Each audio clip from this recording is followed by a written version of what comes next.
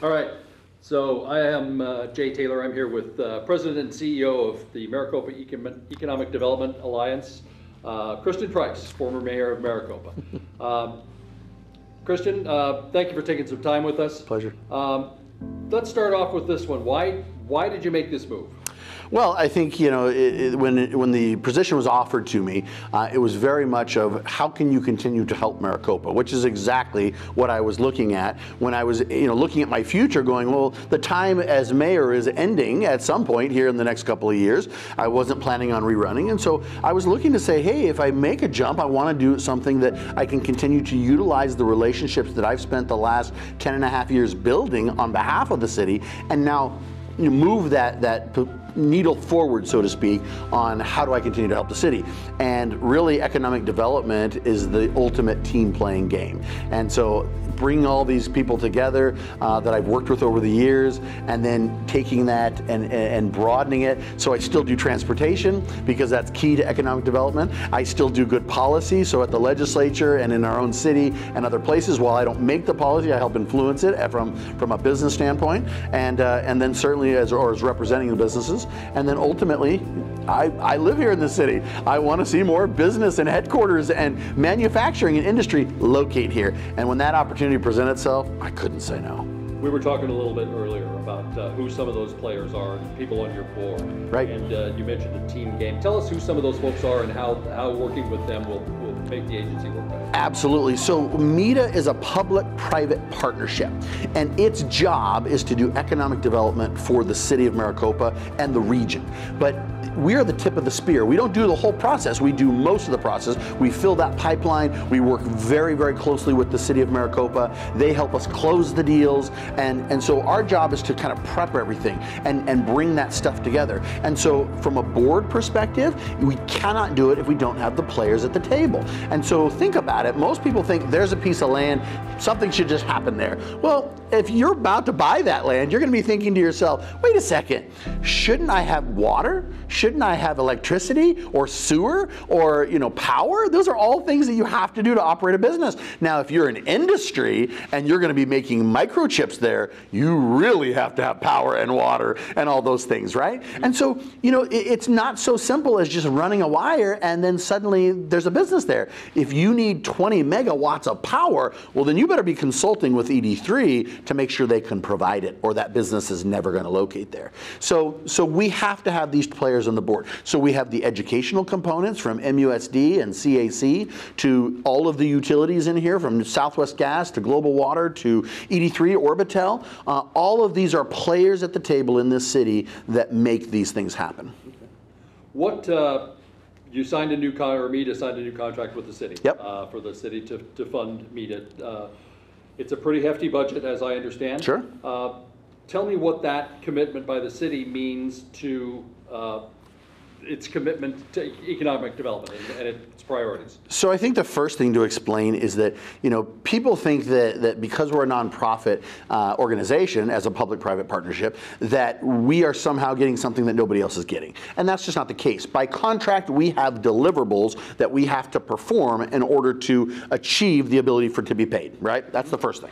Just like if I go to Caterpillar and I say I'm the city and I want to buy a backhoe, well then they better deliver a backhoe, right? That's how it works. Now in economic development it's a little trickier because I can't say we're going to deliver this business because I don't have control over the business. But what we can do is do all the other prep work to make sure that all the sites are ready to go, that the players are at the table, that we're going out there and meeting as many people as possible, and that we're doing everything in our power and then reporting on it to say these are the statistics that we are attaining, and therefore we are pushing that needle further to an absolute close that would never have happened without. And I think one of the things people don't understand is that with the city subbing out their economic development department and not having those employees in-house, they're actually saving the city somewhere in the neighborhood of between $150,000 to even $250,000 to do the very same thing on a much more scaled down level because they were direct employees of the city, and now we're able to do things that they can't even do. And so this is the public-private partnership side of it. city stays in their lane. We have the Chamber of Commerce doing what they do from, they don't do business attraction, they do business retention and making sure that everybody's doing business together inside the town and inside the city. And the job of MEDA is to say, how do we get people here that never even considered Maricopa as a possibility for their new hub, their new industry, their new commercial, their new headquarters. And that's why we want them here. Talk about a little, you mentioned the deliverables. How are those evaluated? Are they objective? Are they subjective? How often will you be evaluated on those? How does that work? So we're evaluated literally weekly, monthly, quarterly, semi-annually, and annually. And those come in all forms of different reports, from reports to a weekly with all of my officers. So we have an executive committee that consists of the city and my 3 officers. So I have a board president, a vice chair, and a secretary or / treasurer. And so I make reports to them weekly. And then from monthly standpoint, I report to the full board. And then from quarterly standpoint, in our contract with the city, we have to make quarterly reports to the city council. That's public record. I will stand before the, of course I go to all the city council meetings anyways, so anyone and everyone can talk to me, unless I'm on travel for MEDA. But at the same time, the whole purpose there is to report in public, this is what we've done. And so when you ask if it's objective or subjective, it's a little bit of both. Because economic development is not like ordering a steak, right? If you go to a restaurant and you say, I want a steak, I'm going to pay for that steak. You deliver me a 16-ounce steak, and I enjoy it and I consume it, and then I pay for it on the way out. In economic development, the steak is something that sometimes you get the whole cow. Sometimes you get a porterhouse. Sometimes you get a little tiny filet. You just never know what you're going to get, but you know you're going to get a steak if you stay in the restaurant long enough, right? And so economic development's job is to say, we're not going to give up, because if we give up, someone else will get what we were after. And so we have to have a seat at the table. We have to be a player in the field, and we have to show up when others don't. And I always make the example of the overpass, right? I can't tell you how many people, when I was mayor, told me, we've been working on that for a long time, you're never going to get it, it's never going to happen. The pessimism is easy. The hard thing is to say, well, what if we had stopped at year 14? We got it in year 15, but what if we had stopped in year 14? And so this is the way economic development works, is that you have to bring the players to the table, you have to have the sites ready to go, you have to keep pressing, and then out of the blue, sometimes you have to have a little luck in there, but you have to meet those people, get them here, wow them with what we have built here in this city, and now they go, you guys got something that I want to be a part of. What is your budget, and how are those resources allocated? So our budget is, we have a contract with the city, and then we have each of these folks that are on the board, they make a contribution. It's not considered a membership because we're a 501c3, but they make a contribution because they understand that rising tide raises all ships.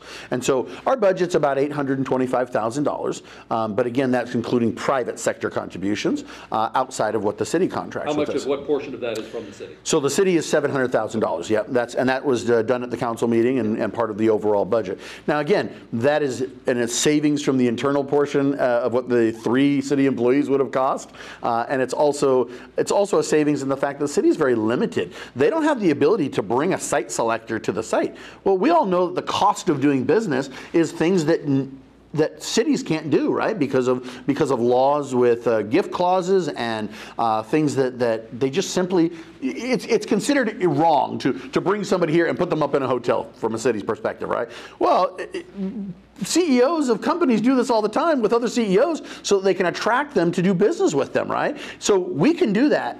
The city cannot, right? So this is some of the ways in which you bridge that gap so that we actually fulfill a role that would never be able to be accomplished by the city alone, or by the chamber alone for that matter. Okay. What kind of a staff do you have? So right now we have the ability to do a staff of 4. We only have 3 on board, but like I said, I'm looking for, in time, when I'm ready for it, we're trying to bring some things in-house that we had outsourced in the past, and we're really trying to find savings at every turn so that we can make sure that we are spending those precious resources in the most targeted place, and that includes our own staff. So we want to make sure that we're not duplicating people that do the exact same thing, but at the same time there has to be enough overlap that if one of them goes on vacation, because doesn't everybody deserve a vacation every now and then, and so make sure that they can cover for each other. Okay. And then what exactly is your role, and what do you bring to that role? So my role is considered the president and CEO, and my job is to exactly do what I was doing as mayor. But instead of having this shotgun approach, it's to target it. And like I said before, I do transportation, I do policy, because good business policy helps businesses thrive, and that's important, especially from a taxation perspective. But my job again is economic development, and so I not only run the staff here, make sure that they're on target, making sure we're accomplishing all the things on a day-to-day basis, but my job is also to travel and to be in the places where I can meet site selectors, where I can meet other real estate folks, where I can meet people that own land or want to own land here, businesses, the CEOs that are looking to relocate their headquarters. My job is to meet them, and if all I'm doing is marketing to them, well, that's one side of the coin. The other side is you got to have a personal relationship, and you build that personal relationship. So I was brought on board kind of because of my persona, right? My personality, my ability to kind of meet people and talk with folks and say, hey, you need to look at Maricopa. And so I'm kind of the seller in chief, right? Is to get out there and promote Maricopa in a way that most people don't. Okay. You had mentioned transportation. What is it? What do you tell people who are looking to site something here? For example, we'll say a manufacturing facility. Sure. Yep. That about the transportation issues with the 347 Sure. and Sonoran Desert Parkway not here yet. Yep. How do you overcome that hurdle? People think that that's the biggest hurdle. It's really not. I'm not going to say that it doesn't affect it. Of course, I'm a big proponent of great transportation corridors lead to fantastic economic development. All you have to do is look at a freeway, right? And when you see a freeway go in, suddenly what happens around it? That real estate gets bought and things pop up all around it, from homes to gas stations to industry, right? People need to move their goods and services, or they don't want to do business here. But the reality is Maricopa has transportation corridors. Now, in the next 5 years, 10 years, 20 years, 50 years, we're going to have even better transportation corridors, because that's all part of the plan. But the fact of the matter is business headquarters like that, while they love to see a perfect location, and who doesn't, those don't exist. They're unicorns. They're not real. And no matter what location they go to, they are going to have some problems. So they might go to a place where the best transportation corridor ever existed, and guess what? They got no water. Well, can they run their business then? No. So they're looking for a combo. And when we talk about what is coming, the Desert Sonoran Parkway, right, or Sonoran Desert Parkway, whatever you want to call it. I still call it the East-West Corridor. The East-West Corridor, when we talk about fixes on the 347, we talk about I-11, we talk about the Loop Road, they get very excited, because those types of industries that are big, they don't think in tomorrow. They think in 2, 5, even sometimes 10 years. Now, of course, I don't want anything to locate 10 years from now. I'm working to get them here tomorrow, right? But the fact of the matter is that they know it's going to take them a while to secure the site, to do their due diligence, to then start construction and do plan design, work with the city, et cetera. Sometimes, and I won't just say sometimes, I would say every day in the companies that we're dealing with, they are looking 3 years out. So if we're talking to them today, the earliest time, if everything was perfect, is still 2 to 3 years out. Okay. Generally speaking. Now, sometimes you land a unicorn and they are here in 6 to 8 months. But the reality is, it's always 2, 3, 5 years out. Especially if somebody has to build something. Precisely. That's right. And that's what Maricopa is all about, right? There's not a lot of big vacant buildings sitting around. Yeah. They have to build something, again, which means that you have to have shovel-ready sites. You led me right into my next question. Absolutely. Are there particular areas of town that you're promoting? I know there's been talk of the industrial triangle, and yes. And is that an area, or are there other areas, specific areas that you're looking to bring people to? Yes, yes, and yes. And that is that, so we are working with pieces and parcels that aren't even on the thought radar yet, because we're working with those developers to get them to think differently than just homes, right? Now, homes is important, because you cannot get retail if you don't have people. Right? And you can't get industry or industrial if you don't have homes and retail, right? So it's this buildup. You have to have a little bit of everything. But that being said, at the same time, so we are working with these developers to say, hey, why don't you think about, you bought this property in one version of thought. Have you ever thought about this? Have you ever thought putting a rail spur here? And their lights go on, they're like, oh, I never thought about that. That's fantastic. And they say, well, who would I look for? That's not my forte. And I say, well, that's where we come in. We can help you. And it's not just about helping that individual person. It's about that rising tide raising all ships, right? So if the developer gets to locate a big industry there, well, they get to sell that property. They get to get their money back. They either make a profit or they take it and put it into another real estate venture. But the point is they understand the domino effect that comes when an industry locates there. Well, guess what? More homes go up, more roadways go up, more retail locates. And so it's this ride up the mountain and it's this ride down the mountain. And that's what's so exciting is there's a beneficial profit on all sides of the mountain. So those are some of the things we're working with. We're also working with Estrella Gen right here in the area that we're sitting in today. This area is designated as a business park. And we worked for a lot of years to make it shovel ready. And now it's one of the prime locations that we talk about. And we have some other locations around the city in the industrial corridor down Maricopa-Casa Grande Highway that also working closely with the railroad and other things. We're looking to make those prime locations and we're operating at light speed to get it done. That, what specific kinds of industries? Do you have favorite industries or areas of development that you'd like to pursue? Oh, absolutely. And I always caveat this just a little bit in the fact that, you know, initially as a young city, you kind of have a shotgun approach or cast a wide net. Now, I think it's important to understand that the retail side is not what we do officially. Inside City Hall, there are special projects people and economic development people that are not part of an economic development team, but they help coordinate our relationship with the city, okay? And they help focus on retail. In other words, retail kind of comes all by itself, right? Now, we go out. They follow the rooftops. They follow the rooftops, that's right. Now, that doesn't mean we're not out courting them, okay? I certainly am. Every time I eat at a favorite restaurant, I certainly talk to people, or Home Depots of the world, or whatever. And so do the people of the city, as well as our folks, you know, in the city council. However, our job is different. Our job is looking at commercial industry and business, the much larger things, right? I just talked about that. And so one of the things that we are targeting is you look to the area, you look to the region, and you look to be similar and different all at the same time.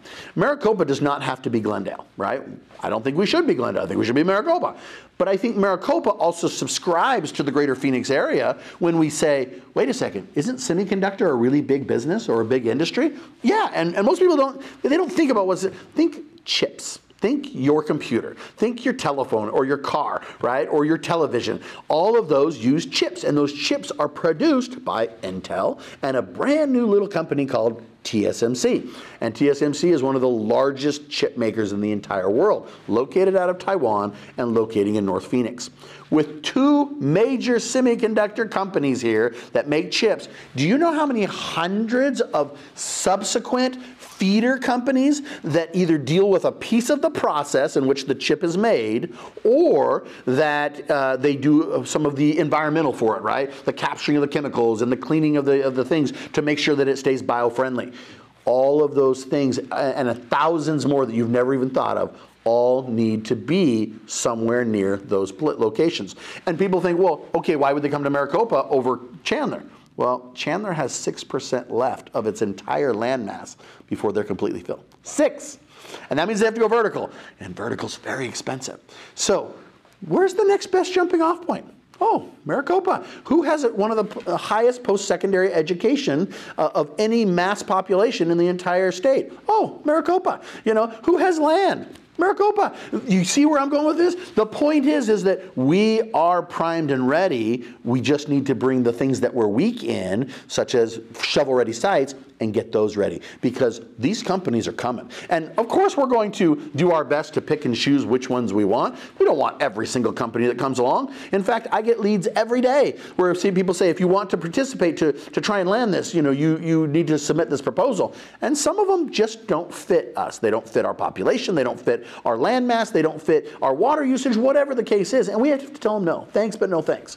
but there's other ones that we really want. So semiconductor is an industry, you talk about agri-tech, right? We have a lot of farms here, and with U of A, they do all kinds of technology. And so these are the USDA. We also have, again, with that partnership with U of A, we're trying to do things with them. So there's a whole bunch of industry out there that we would love to participate in. Automotive, for example, right? What do we know about Pinal County? And you've got Nicola and Coolidge and Lucid and Casa Grande. Well, what's the next big one to come to Maricopa then? That's something like that, right? Or we have the test tracks of VW and Nissan here. We have Apex out here. All that's automotive, and it spurs so many other potential, and that's what we're looking for, and that's what we're after. What's the golden goose? If you could say, I can have any industry, any commercial development here that I wanted, that I could have, what would it be? The golden goose is a slightly difficult conversation because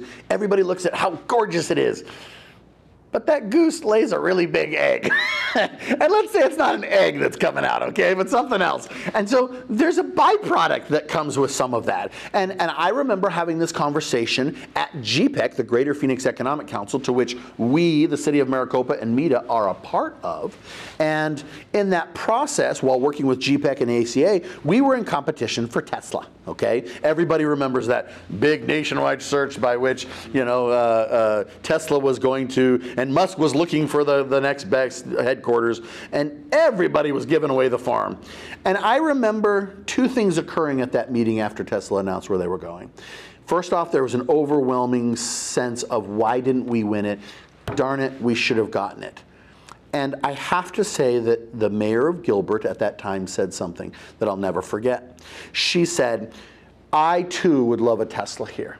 But the reality is, if Tesla in that size and the way that they drive a bargain and what they require and sacrifice from the cities and the state and everything else, that it would have been so detrimental to our overall economy that it would have outweighed the greatness, okay? And I thought, wow, there's a lot of insight to that, because sometimes the golden goose is too big. You don't have a cage for it, right? You don't have all the necessary things. You don't even have the water for it, whatever that might be. And so you have to look at what those things are. I think for us, sure, the golden goose is it could be something a little smaller than an Intel or a TSMC. I would say certainly in the semiconductor industry, and the reason being is that those are engineering jobs. Those are high-paying jobs. We're talking average wage of $105,000, Who wouldn't want to quit their job to take a $105,000 job paying, 5 minutes from where they live or 1 minute from where they live, so they don't have to commute anymore, Those are the types of things that I see.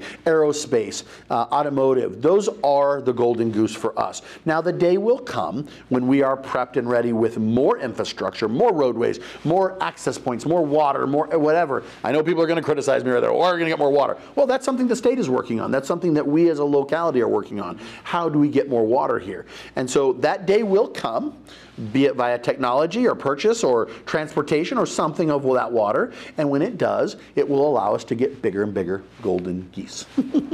Is commercial development and industrial development something that has to be scaled when you're a city of our size? Generally.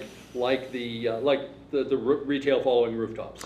Generally speaking, yes. Every now and then when you're fishing, you catch an extra large fish. You catch a whale even, right? I mean, that's what everybody's after. But if all you're fishing for is whales and you let all the little ones go, it's kind of like that old adage of I was drowning and I sent you a life raft and you said, no, I don't want that. And then I sent you a helicopter and you said, no, I don't want that. And I sent you a boat and you said, no, I don't want that. I was waiting for X. And well, you missed the chance to be saved 3 times, right? And so I think it's the same principle. We do scale. We will land a bunch of small stuff. But I think Chandler is a prime example in this. Chandler was growing, and Chandler is about 50 years ahead of where we are. And it's because they started what they're doing about 50 years ago, right, from an economic development standpoint.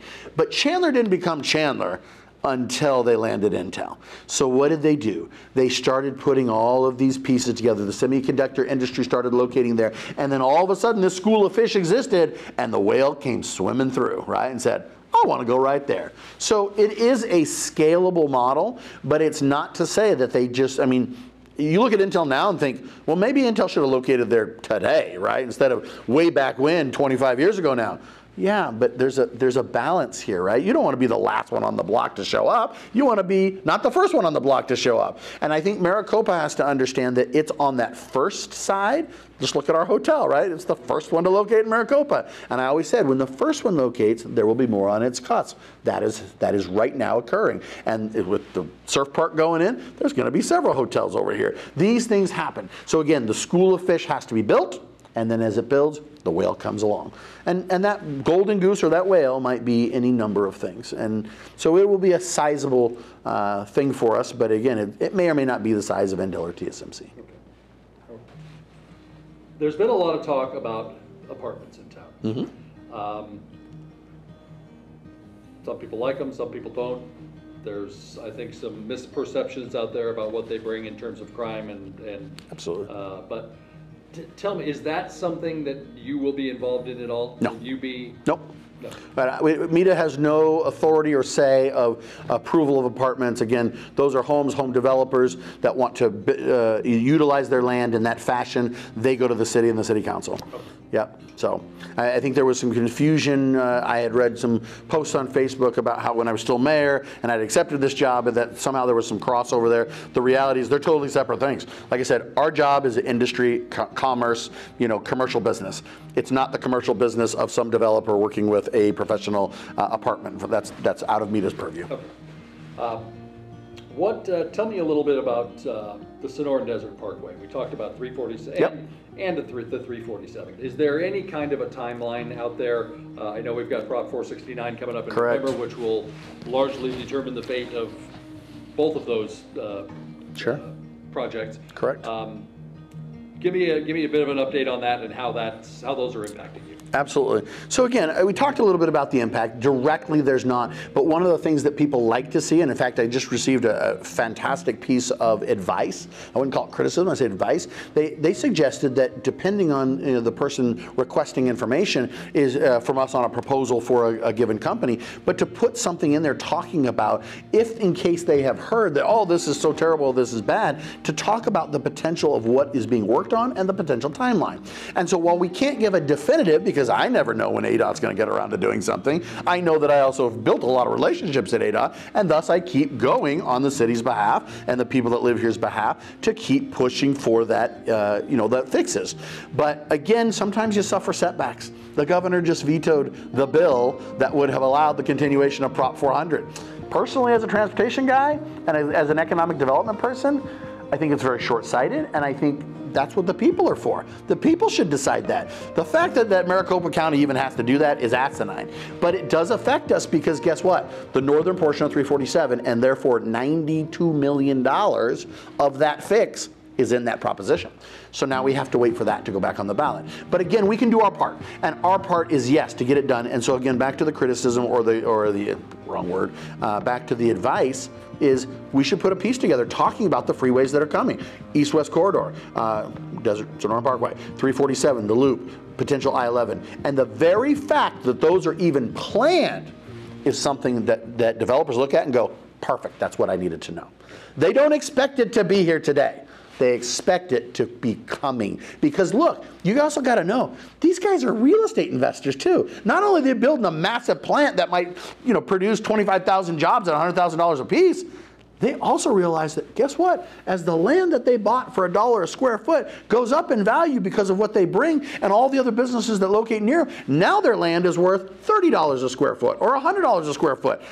If they had to sell and run for the hills tomorrow, they'd make a fortune, right? So it's this catch-22 with not wanting to wait till after the stuff is built. They want to get in before it's built, knowing that it's on the horizon to get purchased or built or constructed.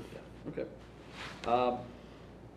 What's the relationship between MEDA and the city, and how is that going to change with you at the helm and the new arrangement? So, I have to be careful. I don't want to sound arrogant here, but I think that at the end of the day, the whole purpose of me being here is because I know all the players at the city, right? And they know me, and they know the way we think. They know we know where the lines are for each other. I think in the past that sometimes there were hurt feelings that happened, that one side or the other felt like someone had asked too much or not participated enough. And some of that had to do with the budget or the structure or any number of challenges. The way that this is structured now is with a president and CEO and employees as a standalone nonprofit in a physical location, is we do our business, the city does theirs, but we absolutely come together to do it. And I'll give you an example. I have to be careful with what I say because of non-disclosure agreements, but I will say this. For example, we work very closely. In fact, the city has an office here in our office that directly ties into the city, and vice versa. When we are doing major presentations that require everybody to come together, and we have one on the near horizon, we're a finalist in where this company is going to locate, and they're sincerely looking at us, and we're getting all the parties together to answer every one of their questions. They'll be here in person, and we're doing it at City Hall. You know, so this is the meshing. We each have our lane to stay in, but boy, there's a lot of overlap, because if we're not doing it and doing it properly, then we're hurting ourselves. But if we're working together, sky's the limit. Care to give us a sneak peek at who that company is? Sorry, can't. Wouldn't be my job if I did. Absolutely. Rest assured, people will love it. Okay. Would this whole new structure have happened if Christian Price wasn't taken over at the helm of MEDA? I think so. I think it was its natural evolution. We always knew that this was where it was headed. It just took time to get there. It takes all the players, the city managers, the city council, you know, the fact that you have dollars for it. I mean, some cities tack it on in hotel fees or other things where they actually take money and set it aside for economic development. And I think that's where our future is headed as well. And it really makes people feel good when they go, oh yeah, that was a sales tax that people paid in that visited that helped pay for our economic development. That's coming. We just don't have enough of it yet, but it's on the horizon. And again, people want everything without paying for it. That's not reality, right? I don't get to buy stuff off of Amazon unless I pay for it. You know, the difference is we don't pull out a credit card here. What we do is we invest in the knowledge that if somebody else is going to do it, then they're going to win. So if we're going to do it, then we're going to potentially win. And so we just have to do our best. But at the end of the day, the structure was coming, that it needed to be vertical. It needed to have a vertical structure internal into its own backbone and spine, if it will, so it can operate on its own and be the tip of the spear while simultaneously having the rest of the spear be the city. Okay? So, given that relationship, is there city oversight of what you're doing at all, or is there? Very much so. And I caveat it with oversight. We have a contractual agreement to report to the city and to let the city know at all times what we're doing. Now, I can sit here and say, well, I don't want to do that, but my contract depends on it, right? And yet at the same time, it's beneficial to the city council to know what we're doing so that they don't feel and have to report back to the constituents that the money they have spent and even saved from doing it internally, yet again, having that arm's length, being a nonprofit, being a public-private partnership, it allows us to do things the city can't. So again, we absolutely coordinate with them. And I probably talk to the city 3, 4, 5 times a day, and they talk with me 3, 4, 5 times a day on separate issues. And the reason is we want to know what each other are doing so that I can help sell them and they can help us sell them, right? Or they can sell us too. I mean, at the end of the day, it's a completely reciprocal relationship. And if we don't work together, then we can't help the chamber, right? We can't help the other nonprofits. This is about growing the entire pie, and this is how it works. Are there specific benchmarks or milestones that your agreement expects you to reach? Are you supposed to bring to the city, 10 potential partners Sure. a year or things like that? Or is it more subjective? They say, MEDA's filling the pipeline. We've gotten some people to us. We haven't landed them, but how does that work? It's a little bit of both, just like we talked about earlier. And so yes, we absolutely have some that we have to, because some are you can quantify, right? I can quantify how many site selector leads I've responded to, right? Or how many leads we've generated. Those are things that I can quantify. I can quantify how much we have spent, not spending in dollars, but time with talking to people and working out relationships. But you can't always quantify the end relationship because you don't control that, right? I didn't control the overpass coming here. I controlled everything leading up to the overpass, right? I controlled building the partnership. I controlled talking to people so that they trusted me. I controlled building a relationship so that they wanted to invest funds here. And I controlled going to all the ADOT meetings so that in the end, I leveraged my position and my relationships with ADOT into a position they couldn't tell me no. But it took all of those things and all of that time and all of those years for the overpass to happen. And it's easy to look back and say, oh yeah, that overpass, we need another one of those. It should happen like that. It's easy to say, there's a piece of dirt there. It should happen like that. It's not how it works. So the quantifiers have to be in the reporting. The quantifiers have to be in the, this is what we've done with the money and this is how and why. But I can't say that there's a quantifier and saying, well, you've landed us 3 companies or you've landed us 3 whales. In the end, that will play out just like the overpass did. It has to. It's a law of numbers game. If you do nothing, you get nothing. If you do something, you're going to go a lot farther than by doing nothing. Okay. How will the people of Maricopa know if they're getting their tax dollars worth out of this arrangement? Great question. I think that ultimately it comes from twofold issues here. And what I mean by that is, first, the reporting, that's all public record, right? I'm going to stand up in front of council, I'm going to be at council meetings, I'm going to answer questions. But the second is that I have an idea of what MEDA will look like. And part of the contract that I have with the city is actually to bring MEDA up to a kind of a visual for people. I can't tell you how much time I've already spent showing people around the new building, talking to them about what we do, just like we're doing here today. And I love it because now they go back and they talk to other people and they say, this is what I learned about what they do. This is how they're different than the city and the chamber, right? This is why they fit one leg of the 3-legged stool. They're just constructed differently. Everybody seems to understand chambers. Everybody seems to understand cities. People don't understand economic development organizations, and in part it's because they're somewhat new to the scene. They didn't exist in 1980. Right? They only started to exist into the 90s and on. And people realized, uh-oh, they're doing it. I better do it too, or they're going to get everything. Because guess what? They're sucking all the wind out of the room, right? And they're the only ones there. So we better show up and have a seat at the table. What's that old adage, right? If you don't have a seat at the table, you're probably on the menu. You know, so we don't want to be on the menu. We definitely want to have a seat at the table. So I think that one of the things I am looking forward to once I get everything settled here, again, that's only 5 weeks in the job here, is that I want to do an outreach to the city, and I want to start educating them. One of the things the city does is they do a Citizens Leadership Academy where people come and learn all about how the city operates.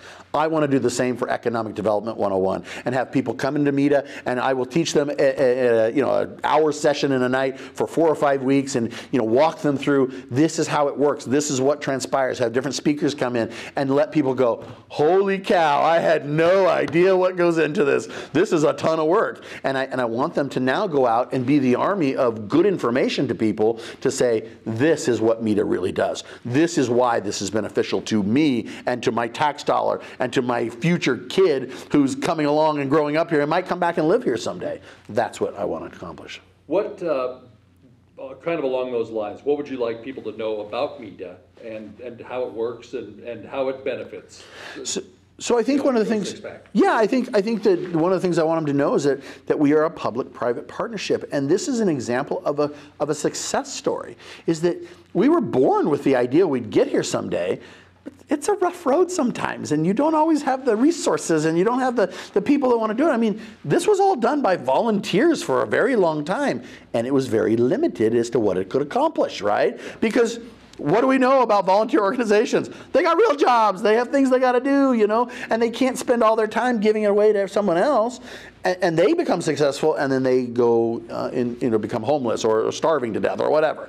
And so this is what MEDA is doing: is bringing the players together to, on the citizens' behalf, do what they're asking the city to do, what they're asking of their city council members. That's my job. And I, having sat in that seat, know darn well what those council members go to and go through, and I can work on their behalf. I can work on the citizens' behalf. Because you know what? I live here. I've lived here for 19 years, and I know that someday my kids will probably live here. They're going to go off to college and come back, and I don't want a brain drain. I want a brain surplus, right? And I want them to come back here and find a good good job, and I want them to live in this community and therefore purchase things in the community. Do you see the circle that's going around here? Yeah. That it's a cycle of development that helps everybody. So I love going back to that question about your tax dollars.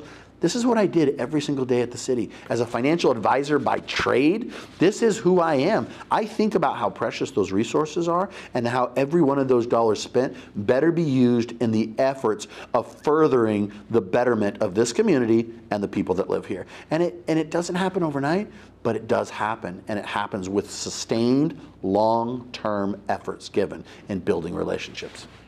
You mentioned the budget, and just to go back to that for a second. So you said the city's portion of the budget is $700,000. Correct. Is any portion of that from the contributions from the board members, or are those contributions Those contributions are above and beyond. on top of That's correct. So the taxpayers are on the hook for $700,000. Correct. Okay. Mm-hmm. And then just for me, just wanted to see, is there anything else that you want me to know, and more importantly, the people of Maricopa to know about what you're doing, what MEDA is doing, and how this is going to benefit all of us? I just say whereas MEDA, most people don't know what it is, and that's understandable. I'm trying to bring it out of the shadows. I think that there's a certain level of the high profile by which I was the mayor for the last 11 years. Now being here, people are wondering, people are asking questions. I revel in those questions and I welcome them. But it's an opportunity for me to educate the public while simultaneously doing what I'm good at, which is building those relationships, fostering progress with those relationships, and bringing people here that never would have given us a second look, but now they're going, wow, I really liked you as mayor, and now I see you doing this job, and I want to know more about it, and I'm going to come to Maricopa, and I saw what you've done, and I see what Maricopa's done, and it's not what I thought. And I want to be there, and I want to take advantage of the opportunity. In fact, I'm talking to a guy right now that I work out with in the mornings at Copper Sky. He happens to have an industry that is very desirable here, a little bit between industry and retail. I don't want to give away too much, but the reality is it's something very, very needed here. And I've been talking to him for weeks because he found out I was changing jobs. And he comes to me and he says, I need to know more about this. And so I explained it to him, and he goes, and I've been talking to him for 4 or 5 weeks now, and he says, we are on track to try and locate there. Wow. And I'm like, this is what I'm talking about. Now that's a local example, but I think that that's something else that I want the city to know is that I fully intend and I fully believe this city is a gold mine of people that know people, right? And I would bet there's quite a few people here that think about Uncle Bob as Uncle Bob at Thanksgiving. But Uncle Bob probably runs a Fortune 500 company and is the president and CEO. But that person only sees them as Uncle Bob. Yeah. I want them to see him as a president and CEO of a Fortune 500 company, and that maybe they need to move their headquarters to Maricopa. Maybe they need to open their next fab in Maricopa. And if we can get to Uncle Bob through an introduction like that by somebody who lives here, what's more powerful than that, right? I don't have to go market to Uncle Bob at some outside agency. They actually will introduce me. And I think that that is a gold mine I am looking to open up through the education of who MEDA is, why we are working on behalf of the benefit of the citizens, and how the citizens can join the cause and help sign up to help out. And sometimes it's as simple as an introduction, a phone call. I lied. One more question. It was a big move for you to resign as mayor. It was. And come over here. What made you decide to make that move, and why the timing in the middle of in midterm? So again, I think I knew that my time there was coming to an end. I don't think anybody in the middle of their term is thinking about the end of it necessarily. But opportunity knocks when opportunity knocks. You don't get to pick and choose. That's not how it works, Again, it's just like economic. I don't control the outcome. I control the process up to the point in which they pull the trigger and say, I'm ready to locate. So I can do all that up to that point. It's the same here. The opportunity presented itself, and I looked at the future saying, how can I utilize all of the things that I've learned and want to continue helping with.